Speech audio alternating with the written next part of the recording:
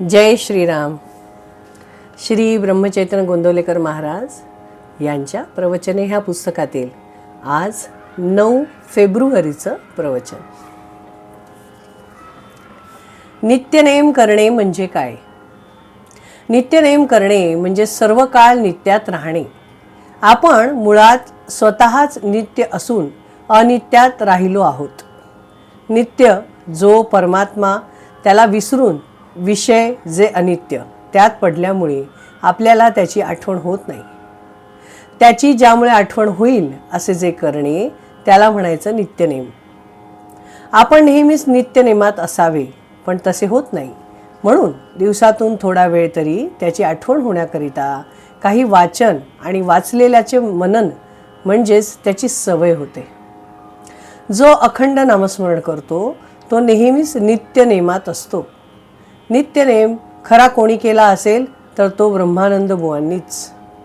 आपल्याला सदा नामात कसे राहता येईल याचा आपण विचार करावा.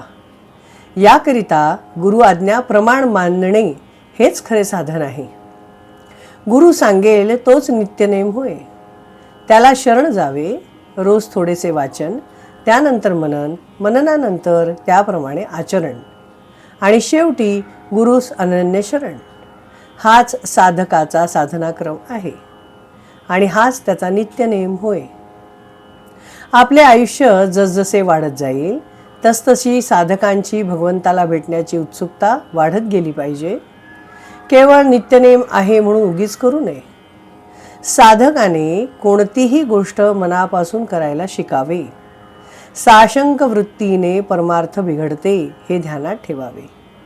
श्रद्धा हे परमार्थाचे मुख्य भांडवल होय आणि समाधान हे सर्वस्व आहे अशी श्रद्धा ठेवावी.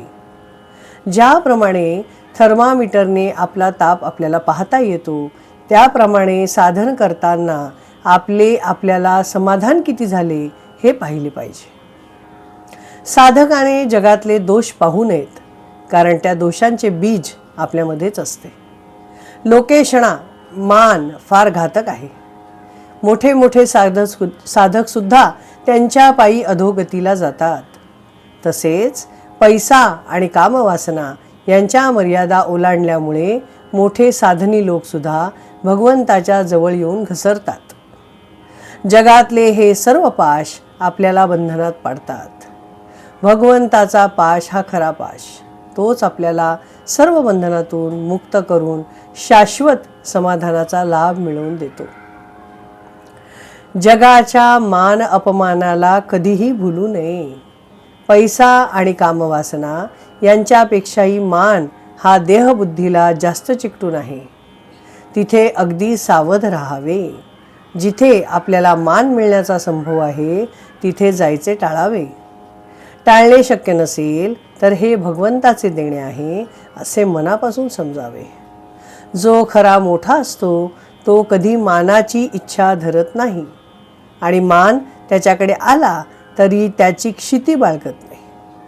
आपल्याला मान आवडतो का ते पाहावे म्हणजे त्यावरून आपल्या अंगी खरे मोठेपण किती आहे हे आपल्याला कळेल. जाता येता देवाला नमस्कार करावा. राम राम म्हणावे. भगवंताचे प्रेम एकदा लागले की ते पुन्हा सुटणार नाही.